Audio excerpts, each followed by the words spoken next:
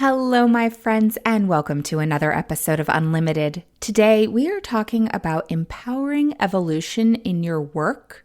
And that is first and foremost about recognizing that you can evolve, that you're not confined to what you currently know or the way you currently are, or even what you've done in the past. You can learn new things. You can let go of what isn't working. You can become more the person that you want to be. You can take in new information and make new choices. Now, it may sound very familiar because this is really kind of the root of a lot of the conversations that I've been having recently. And honestly, it's at the root of what my work is all about, being able to empower yourself to make new choices to create more of the life that you want to live. When I looked up the word evolution, because I love word nerding, and I wanted to look, all right, what does this word mean?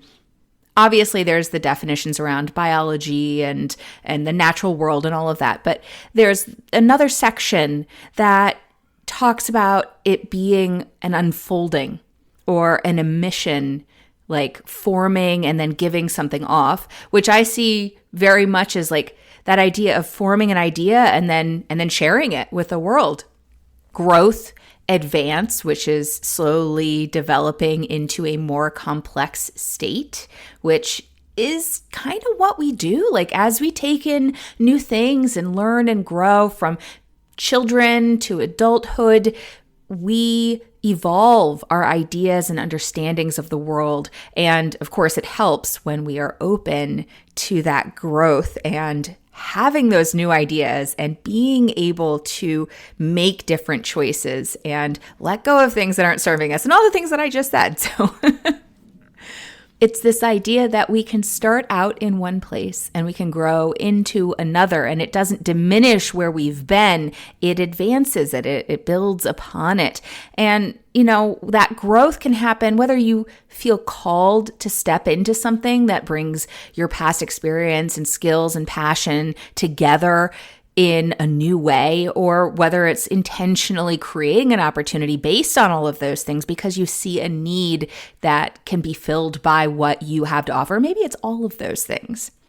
In this episode of Unlimited, I invited Myrna Daramy to join me in a conversation around embracing this evolution in your work to support yourself personally, as well as the difference that you want to make in the world.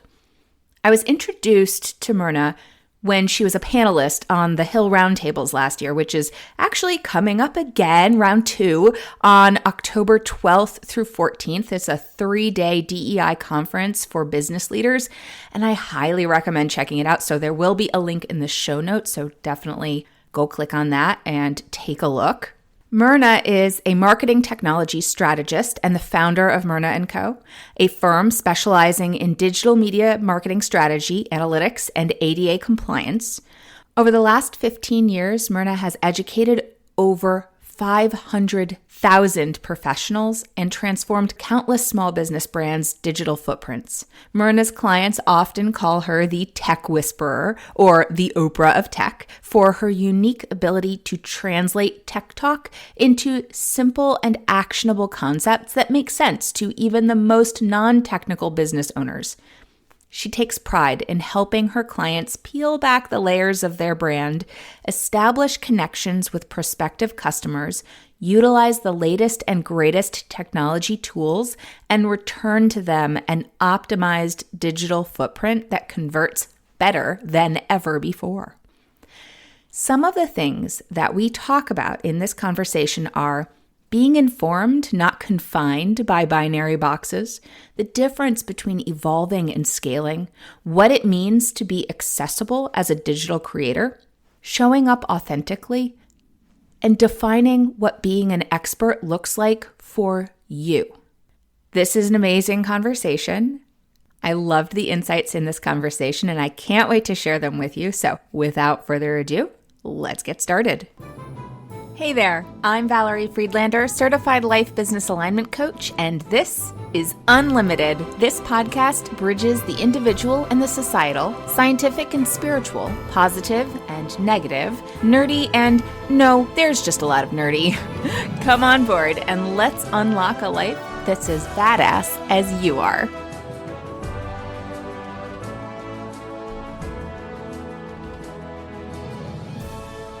Welcome, Myrna. I'm so excited to have you on Unlimited today. I am so excited and honored that you asked me to join you today. So I can't wait to chat and get better acquainted. Awesome. So tell us a little bit about your background and what you do in the world. So hi, everyone. My name is Myrna Darami. I am a marketing technologist. What that basically means is I make tech tangible and I help businesses overcome the overwhelm of tech when it comes to their marketing, when it comes to their internal processes, and when it comes to accessibility. Awesome. I have a great deal of appreciation for all of that on multiple levels, partly because, as I mentioned before we started recording, I'm not a techie person, but I'm in admiration of techie things. So I love when people talk nerdy to me because I'm like, oh, tell me more about that. I have no clue what you're saying.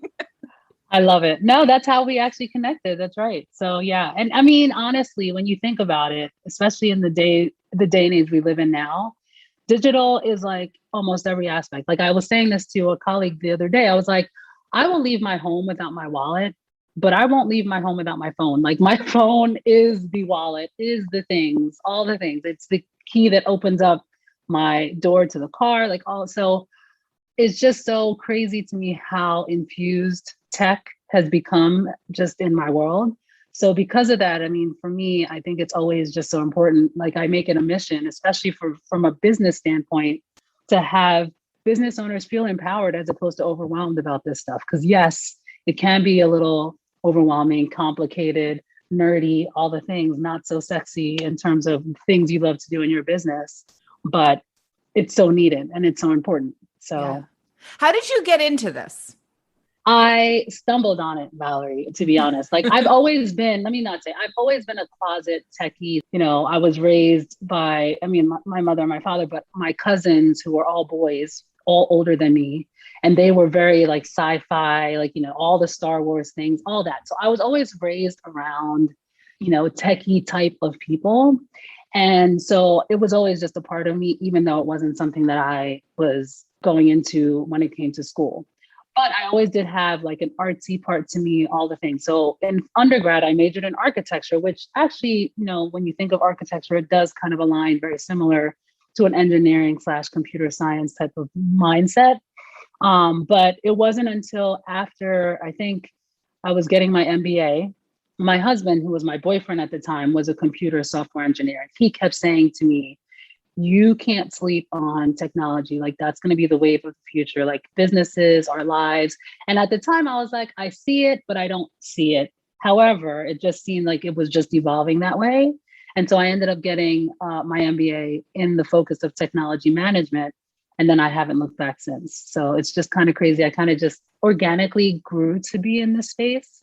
Yeah. Always just having an appreciation of it. And then just seeing it, like I said, take this hold of, you know, being infused in every aspect of people's lives. So. Yeah. Well, it's so interesting. And there are two parts of this that really jump out to me. And one of them being so often we kind of discount the thing that we're really interested in, and having that become something where you're like, no, this is actually where I'm supposed to be. I had very similar experiences. Like so much of what I did related to what I do now as a coach, but I didn't really think of that as what I would do. I'd actually completely discounted it because I probably wouldn't have been ready for it. I know I wouldn't have been ready for it if I hadn't done my own work to lead up to be having that feel available to me. But also being in this generation, I mean, you and I are the same generation where we grew up as tech grew up and watching the evolution. I mean, I remember having a Commodore 64 in my house. I remember that. And playing, you know, Donkey Kong and what Dig Dug or whatever those games were. So it was, my dad was really into technology. So it was always kind of present in that growing up. And so now having this little device. My kids don't want to talk on the phone. Like I don't even know if they know how to hold the phone to their head. They only know how to hold it out so that they're looking at it because all they want to do is FaceTime video chat with or people. video. Yes. That's So my it's kids. My kids think everything is touchable, like every screen you can scroll with your finger. Every phone call, yes, they look at the picture because they'll look to see if you can talk to the person by video. yep, It's so funny. it is. It's fascinating. So we were talking just before we started recording, and you used that word evolution. And I feel like that is a word that we could use more because growing up in a society that's very fixed mindset of like, either I am this or I'm not this. It's either good or bad, right or wrong. Like it's all very one or the other. And there's not really room for growing, and how we're being pushed to expand into gray areas and recognize growth and our ability to grow. And you used that word evolution. And I would love for you to talk a little bit about what has that word looked like in your business? Yeah, no, I love that.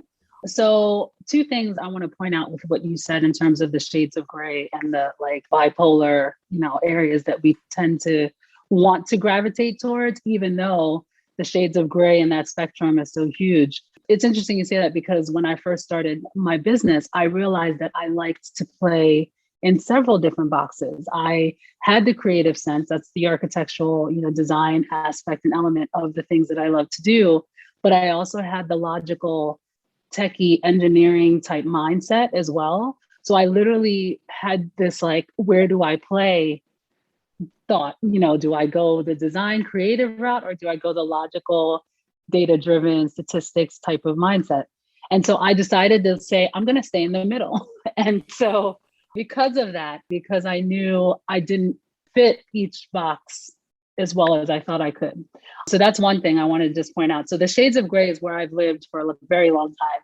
But in terms of evolution, I noticed, and I think it's become even more evident since this past couple years. Like it's so crazy to think 2019, up until 2019, how all things kind of came to a halt and a sudden, I don't even know what I want to call 2020. There's no really good say, word for any of that. Yeah. I don't want to say unprecedented or all the things that people say, but I will say what that year did do is it allowed for me to have enough space to really hone in on what next steps could be, should be, and where I wanted to show up and how I wanted to show up. And in that, I realized that I was evolving from a professional standpoint as to being this person who was very much put in the box of, talking about optimization, SEO, and a lot of the techie things that come to business, and evolving into this new realm where I'm becoming an educator, I'm becoming an advocate for accessibility, and just, finding things that I am more passionate about and jumping into those a lot more. So it's been an interesting journey of just, and again, not pivoting, not scaling, but just evolving into this new role and into this new space that I am passionate about, and allowing for it to grow organically as opposed to like being this type A, which typically is me. I have to map out all the steps and do all the things. I'm literally kind of just like, I'm going to take it one day at a time, see what happens, and just allow for it to evolve and take me to where I'm aiming, I guess, intrinsically to be. Yeah. Yeah. I've had a lot of conversations with people recently about just that idea of metamorphosis almost. Yeah. And I don't think it needs to be as extreme as like butterfly metamorphosis where you digest yourself into goo, but it is sometimes, but not always, Right. But as we're talking about this, that idea of scaling is like adding on to, right? Versus the idea of evolving. I was having a conversation recently with Kristen Downs of The Notable Woman, and she was talking about instead looking at it like a sculpture of like carving out the negative area, this masterpiece sculpture in progress as you're like carving out these areas instead of trying to fill an empty space or like build upon something. Yeah, And stack on top. Yeah. yeah, I feel like that's really meaningful for me at least, because as you're Yeah. talking about evolution, I'm thinking, yeah, that's It's such a good metaphor and a good visualization of it, because here's the thing about, if you think of scaling and that like stacking on top of things, if your foundation, and this is the architect in me, if your foundation is not solid, you're going to crumble. Like you're not going to yeah, be able to withstand anything other than, the norm, so, and knowing that, and if anything 2020 didn't teach us, the unknown factors of things is so much larger than the known things. I think it would just be in your best interest to set that foundation up. And I think with the word evolution, or with that metaphor of carving out, and kind of like, as opposed to this stacking on and building on top of, it just allows for you to do that so much better and so much easier than just just like slap it on top, just add it on.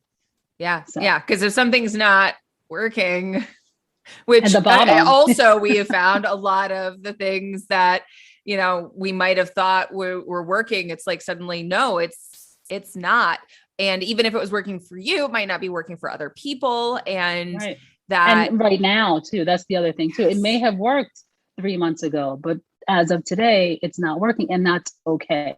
That's the thing. I think the biggest, aha for me was, if it's not working today, that's okay. That doesn't mean that it's broken. That just means that I have to either have a mindset shift, perspective change, or, evolve, allow for it to organically evolve. yeah. Well, and not only that it's not broken, you're not broken because you have something that's broken. Right, right. So, Exactly. so this also reminds me of something that you had on your Instagram recently, and I'm kind of curious to explore it a little bit, of that idea of our words of the year, and like overarchingly, not like as an individual, because I'll do that sort of thing of like, what's your word as a focal point, but you mentioned 2020 was the year of pivot. Everybody was talking about pivoting, which it felt very Right. much like that, though evolve, I feel like feels, I don't know, for me evolve feels better. But so everybody's Yes. talking about pivoting. And so now everyone's talking about hybrid, and this idea Yes. of hybrid everything. And I'm curious what that means to you, because we've talked about like these two components of your interests and what excites you to work on.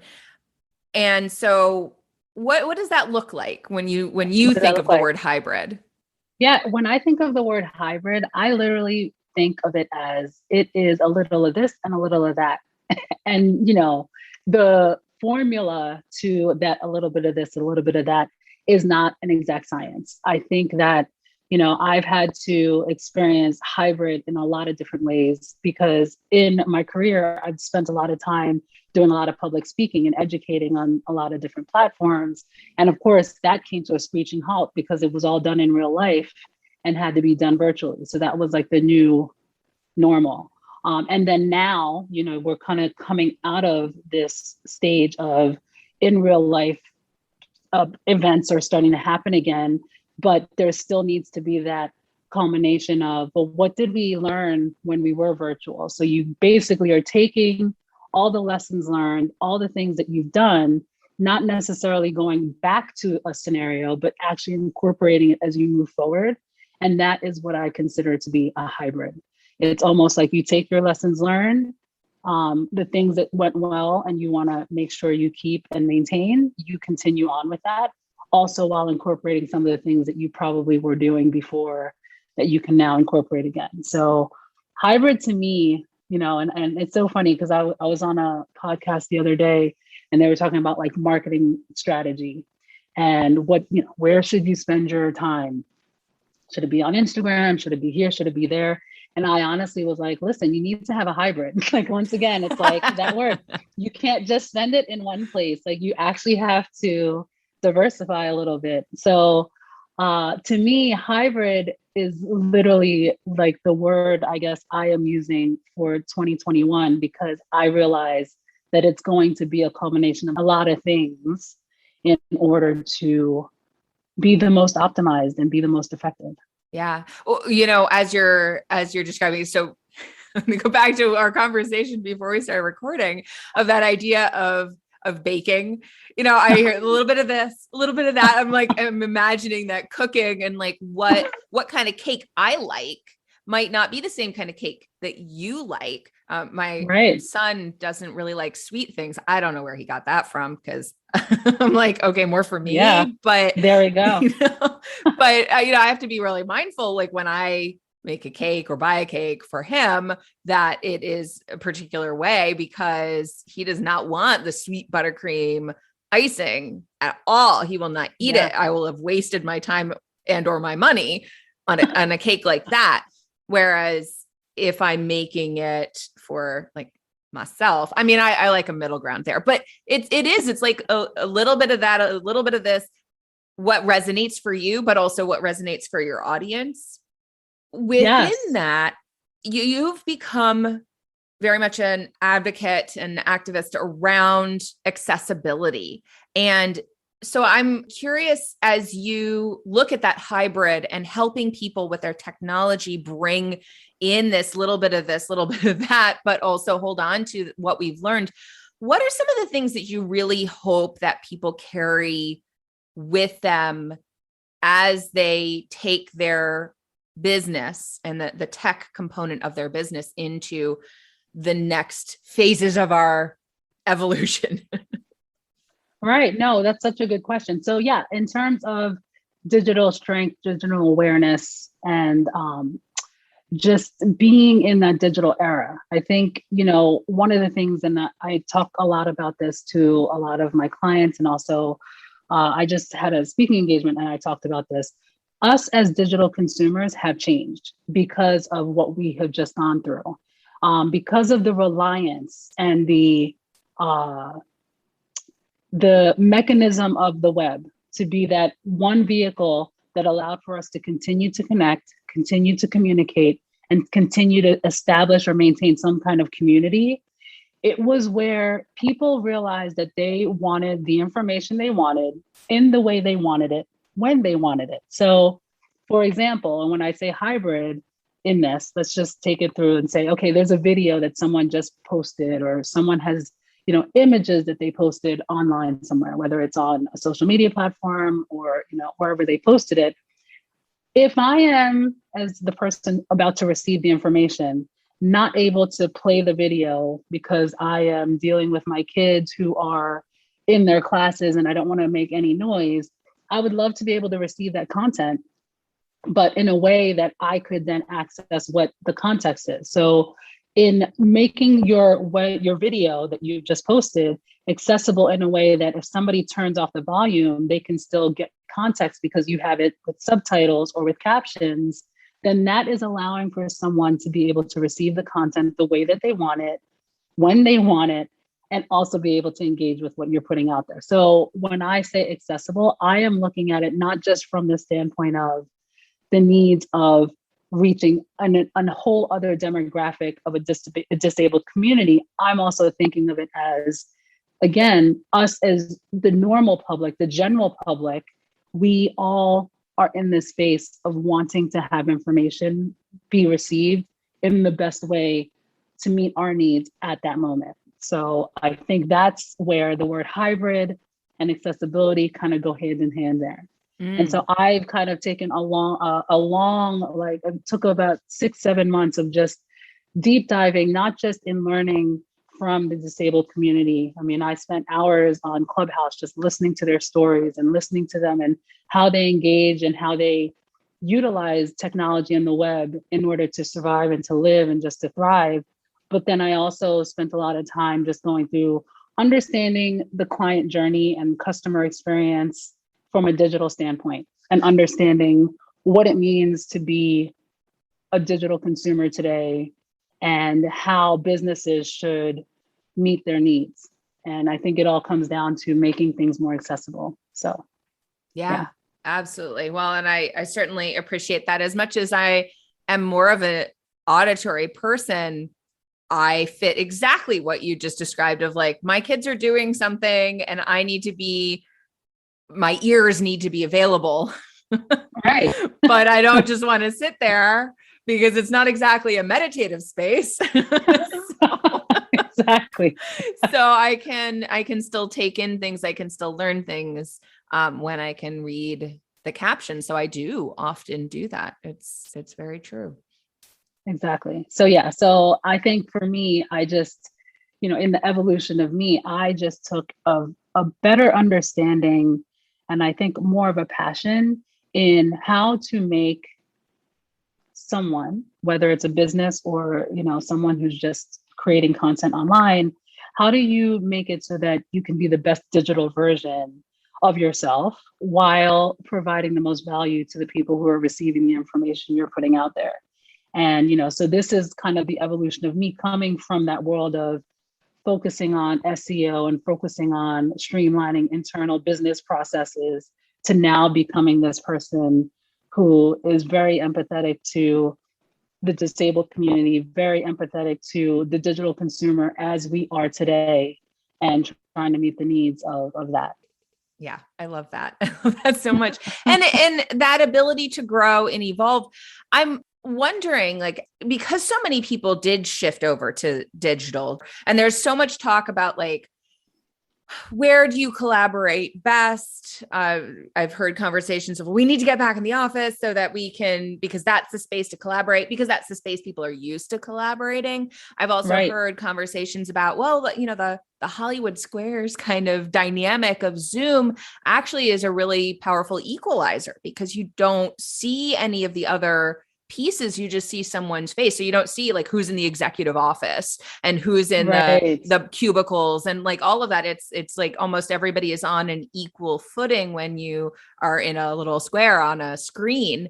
And I wonder, what are some of the big shifts that you see within the digital space from where we were to where we are now, or where we're headed, where our evolution is taking us, that that stood out to you? Yeah, I think to your point, I think one of the biggest shifts was the ability for people to be able to be as productive or be productive, period, in a different environment. Because I think there was so much emphasis on the importance of being in the workspace together as a community. And, and not to take away from that, there's definitely still amazing experiences and, things that happen, the synergy that happens when you're in person, 100%. But I do think that there's also value in identifying the fact that when people are allowed to feel empowered enough to manage their world according to their own terms, in their spaces, and being able to be flexible enough to juggle a little bit more, it does still create a productive environment. So I think that's like one of the biggest shifts. I think when it comes to video, and I think this is the one thing I've said this to people before, I was like, honestly, if people didn't embrace technology before, I mean, guaranteed, even my mom finally got a smartphone, and now she's like, oh, I texted you on WhatsApp. Like, it's just a whole different ballgame. So to see her like embrace technology the way that she has, and it's actually enhanced her ability to communicate and like, just be more connected to people. So I think that in the whole scheme of things, as the shift continues to evolve, I think we're going to find new ways of utilizing the web, specifically in the world of tech, on how to connect more. And I think that's going to be the biggest shift, and seeing that it can be done in a lot of different ways. Because I think that's the other factor, because I'll be honest, prior to 2020, I was that business person, because I come from the Lux world as well. Like a lot of my clients in my beginning years of my profession were bridal and luxury clientele.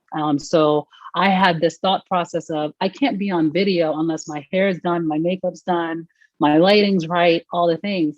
2020 totally changed that. I was like, I'm going to bring you into my messy home office. My hair will not be done, no makeup on, and I'm showing up on the camera. So I say all this to say I feel like there was an opportunity also for this shift to bring us to a better space of transparency and authenticity that was not there before. So I think that's going to also be another big shift. I think the need to be more transparent, show up more authentically, that's going to be something that people are going to do more of as well. Yeah. Yeah, it's interesting because there was a lot of talk about that, or at least in the content that various places showed me as a life coach. There was lots of talk around that idea of authenticity and being authentic, and then there was this. I got into several conversations of like, what does it mean to be authentic? Like what level? Because authenticity also has a lot of gray area too. Like how much of yourself do you need, like, do people need to know your deepest, darkest secrets to be authentic? And, of course not. It's about what you choose to share being from an authentic place rather than a forced or curated specifically place. But it's that whole idea of how do we show up with one another and what do we let each other in on? And then what does it mean to be an expert, which we talked a little bit about before we started, about just that whole idea of expertness and what does it being an expert look like? Yeah, for sure. And I mean, it's so funny you say that because even though I've been deemed an expert, and I literally say that I've been deemed an expert, however, I myself do not consider myself an expert because in my expertness, I am constantly learning. Like that is one of the things I will say specifically in my field with technology, because it is always ever changing and evolving. I'm always a student. So, and I love that. So I will never deem myself an expert, even though I know a lot of people do. So, yeah. Yeah, it's interesting. So as you say that, I think about like that idea of being an influencer or a thought leader or whatever. And like, what does that mean? It's very much this like, well, are you calling yourself that? Or is it something that somebody called you? Have you helped influence somebody? To say that you're an influencer is like imposing influence upon someone versus when you acknowledge that aspect or that impact that you've had, that other people have said, hey, you've had this, just like being an expert. There's a rigidity if you're like, I have to be an expert in this, because then you don't have that room to grow and learn. Right. So I love what you're saying about like that idea of focusing on always being a student, always learning, that and it helps emphasize that growth mindset versus, well, I have to know everything and therefore I'm embarrassed when I don't, and I have to cover that up and I can't let anybody see that I don't know what I'm talking about. You just say, actually, exactly. I don't know. I need to look that up. Exactly. Yeah, no, exactly. And, for me who, becomes this perpetual student, my goal or if I would say anything that I work to do is I work to be able to translate that in a way that can become very tangible to people and make it relatable. So that's where I would say, I'm a teacher. I'm a teacher, but I'm also, like I said, the avid student. But I'm also that person who will continually, consistently work towards making something, optimizing something to be tangible to other people. So that's something that I think is ever, again, always going to be there. And so when someone says, oh yeah, you're the expert in, I'm just like, no, I'm the student who could just relay the information very well. So. Well, I hear the word that's coming to mind within that is conduit. Yes. Or a conduit of information, of knowledge, and being able to, 100%. But that's huge to be able to make something accessible. So especially like I said at the very beginning of this, I love tech stuff. I am so excited about the number of things that I now know how to do in my website from just like learning information, but like trying to figure that out on my own is it's not a thing I am good at. So having someone like you to be able to go, Myrna, I want to do this. I want this to be what someone's experience is, and for someone like you to be able to go, okay, Val, this is how you execute Do this that. thing that you want to have happen, then that's huge. So if somebody is looking for that kind of support, where can they find you? So yeah, they can find me just by looking me up. My website, everything's pretty much connected to myrnapdurrami.com. I'm active most on Instagram and LinkedIn, so you could always connect with me there. But yeah, that's where I am. And to your point, I mean, it's so funny. Like right now, after this call, I have a call with a client who same thing. She was just like, oh, when people come to my Instagram feed, I feel like they don't know what to do. They click on the link in bio. Can we just walk through and streamline their journey? And what am I going to use? What app should I use? Should I use Linktree? Should I use whatever? And so we're about to map that all out. So to your point, I think, yeah, like the importance of, I think, understanding enough so that you can be empowered to make insightful decisions about what you're doing in your business is so important. And so that's something that I love to do. And, I'm always there to help businesses do, because I do feel it's important to feel that confidence moving forward, especially in this digital era that we live in that is constantly evolving. So yeah. Yeah. Well, and to be accessible to the people that you want to serve. Because if you're not accessible, like you can have an amazing product that people actually want to get. And if you're not accessible, They then won't receive it. they Yeah, won't they will receive not. it. It's Exactly. like, are you And to using the CB know, radio? exactly. And to know, like, again, just learning so much from the disabled community. I mean, overall in the world, 15% of the world demographic is part of some disabled demographic, like community, whether it's, they're visually impaired or hearing impaired, whatever the case may be. And then you have the whole cognitive impairment situation, which I think that number, even though they claim it's fairly low considering between the hearing and the visual, I think it's higher than what they can track, because there's so many people out there, I think, that have, just even the tiniest thing, like maybe at night, they don't necessarily want to have a bright light. So having, the ability to make a website a little darker or dim or monochrome, like something like that would make it more accessible to them. So that's in overall 15%, but 26% just in the US are deemed in this disability community. So I feel like that's a whole untapped market. They say it's about 2 billion or 20 billion. I think it's $2 billion worth of potential market share that people don't tap into as much. I think is worth it. And I think especially after the year we had with the BLM movement and just the awareness that was brought to how marginalized communities don't have equity, and the whole DE&I movement, I think you can't say you are a diverse business or a diverse entity without including accessibility being part of that, or without including the disabled community as part of that. So Yeah. it's just something to always make sure people are just mindful of. Yeah. I mean, people who deserve support that you have to offer, people who deserve the gifts that you have to share. And, Exactly. that's just, yeah, absolutely. And you mentioned that you have a checklist for people that they could learn more about how to improve and to grow and evolve their own digital space.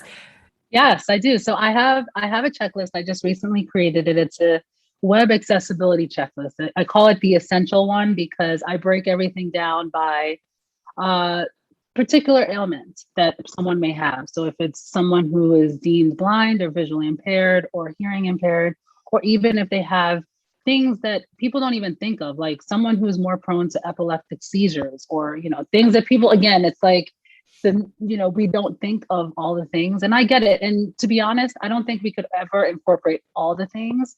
But the way that I created this checklist, it's basically broken down into those like 3 or 4 categories. And then it's literally a consider this, consider this. So it's bringing awareness to how you can have your digital brand show up in a way that could be more accessible to everyone. That's so fabulous. I love that. So I'll have links to everything and how to connect and access that checklist in the show notes. So be sure to check that out. I like to wrap up with a couple questions First Love it. one being, what does it mean to you to be unlimited?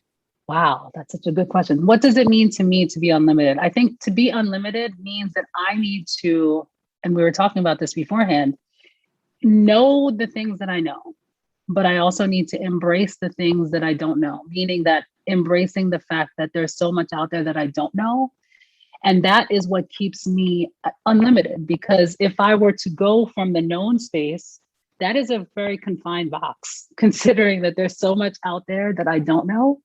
And to be able to appreciate that makes it so that things can be figure outable and things can be reachable or tangible. So that creates this feeling of unlimited to me.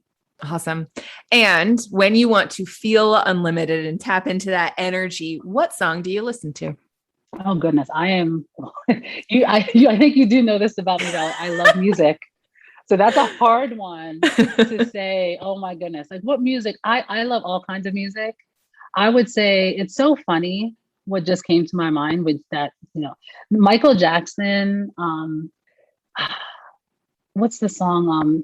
Is it Talking to the Man in the Mirror? I think that's the one. Yeah. Like that song, sometimes I can actually listen to that song and start crying because I'm just like, oh my gosh, like the things you realize. But when you look at yourself in the mirror, but I think it all kind of resonates with the same kind of messaging of, internal reflection, understanding, the world outside of that reflection, and being able to be open to it all. So I think that's a good song, but there's so many. Like I said, there's dancing songs that I could probably bring up, but we'll stay with that one. That's a good classic. One. Awesome. Yeah. All right. Well, thank you so much for being here and having this conversation. I have really enjoyed it. I have too. This has been so fun. I always, always, always enjoy speaking to like-minded individuals like you who we can connect and, just kind of like vibe out on some things. And like I said, and this, whenever you want to talk nerdy, I'm here for you, girl. Sweet. I love it. Thanks for listening. I so appreciate you being here. If you got something out of today's episode, please share it. Leave me a review, take a screenshot, and post it on social with a shout out to me. Send it to a friend or, all of the above. Want to hang out more? Join me on Instagram. Or better yet, get on my mailing list to make sure you don't miss out on anything. And remember, your possibilities are as unlimited as you are. Allow yourself to shine, my friend. The world needs your light. See you next time.